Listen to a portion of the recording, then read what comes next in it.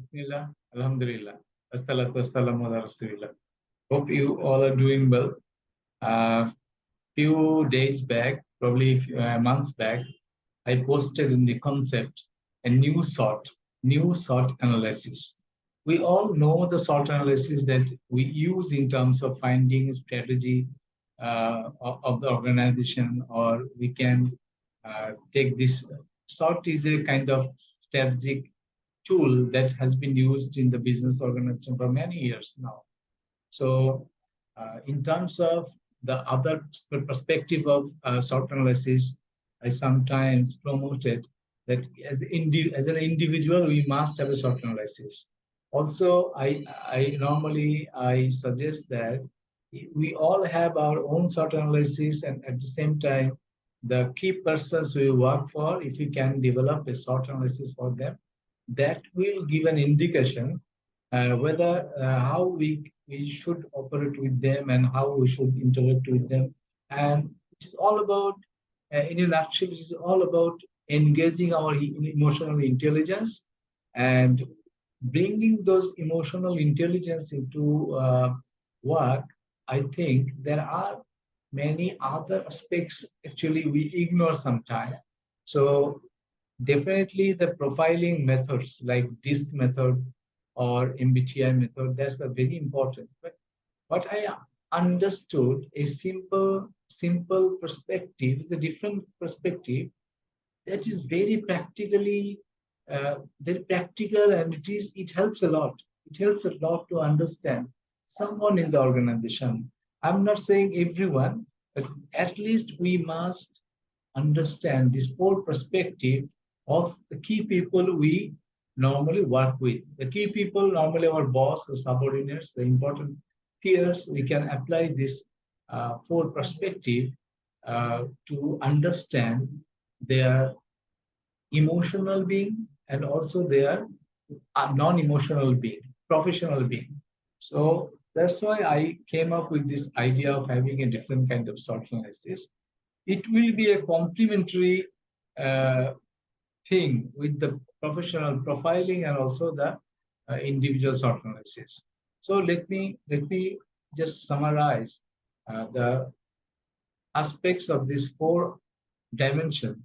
If we understand it better, our relationship will be better, and we will be complementing each other in our relative field. That's why I plan to share. In a very brief, I will share the concept. The number one, you see, from this, there are two dimensions you are seeing in this picture. One is the time dimension, something about the past, and something about the future. And sorry, it should be future. Let me.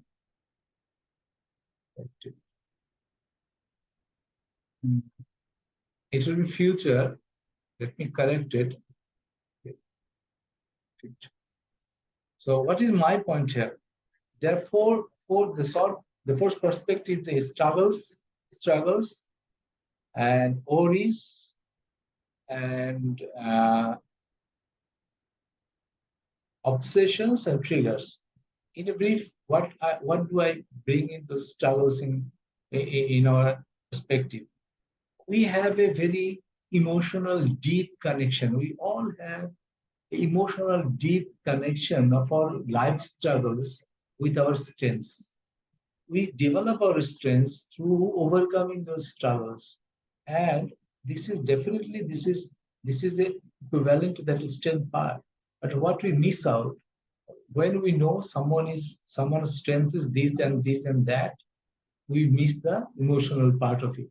For example, if for example someone we now observe that he's a very good speaker, but when we learn about the struggles, probably we'll know in the early childhood, he probably was not at all a good speaker. He was very shy of it and he struggled a lot. And he tried hard to improve these struggles and to make those struggles into his strength. Like one of the example I can give you, Jim Quick, his brain was limited. And you see how he worked with his brain power And he now, you see, he is promoting a super brain concept, and it is a different thing. He actually overcome those struggles of his life, and he came out from this cocoon, and he is now very important, very recognized brain trainer or memory trainer, whatever we say. You say brain trainer. You see, from the struggle, he build strengths. And the people who build their strengths, overcoming struggles, is very emotional. It is very personal and very emotional. You need to know, we all need to know what is the emotional perspective of our boss or of our most important relation, of the person with whom we have a very important relationships. So this is only a simple idea uh, about the struggles. Then this is about the past. So I will take you to the next level, which is ORIS. Actually, whatever we are trying to achieve in our life, we all have some worries and something is not going right. And to understand a person better, we must also know about the worries we have. Probably one of the source of our worries is our weaknesses. So that is, you see, even the weaknesses has a emotional connection with our worries. And how we can improve those worries, because there are two aspects of it. In relationship, there are two aspects. Number one, we can help develop the other people to develop new skills so that that worry is gone. Or we can also contribute to eliminate those worries from their life. So this is one perspective. So we have covered so far struggles and worries. Struggles and worries basically you see is past and present, past and future. Then now we need to come to the present. Now we need to come to the present. In present moment, what we must be very aware of, which is our obsessions. Here, in our obsessions means the things we are not ready to compromise. That is a must do things in our life. What are the must win battles we have in our lives? We need to know in detail. And when we can know what are the must win battles in our life, in our boss's life, so we'll be very cautious, because definitely we are not going to be a problem for those must win battles against them. We will not be working against each other. So, this understanding of the obsessions and what we are not ready to compromise. One example I have seen, there are very good professionals, and there's some of the professionals who are very obsessed about a very little thing, and he was very rigid, and he was not ready to compromise any part of it. And some people ignorantly they hurt on that specific space. They enter into that space and they create a pain for the person. And we could have easily ignore that, easily avoid that, and this relationship can continue for a longer period of time. Sometimes we unknowingly do it, and if we really understand the obsessions of the people, it really helps a lot. It helps a lot. And finally, the number four, T is for triggers.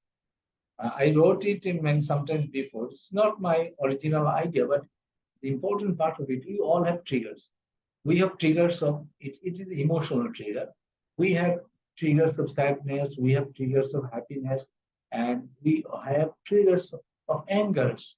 So we need to know what are the triggers for the other person. What are the triggers? So we don't just hit the button and make the other person behave differently. Behave.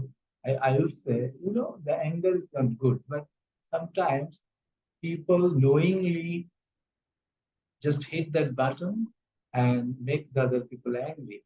If we know there are few things like buttons that other people will not be aware of. Probably naturally he does it. Probably it's very automatic now.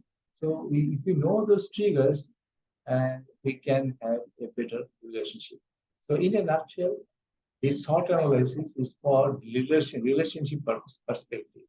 If we want to build a good relationship, if we know these struggles very well, and then it will help.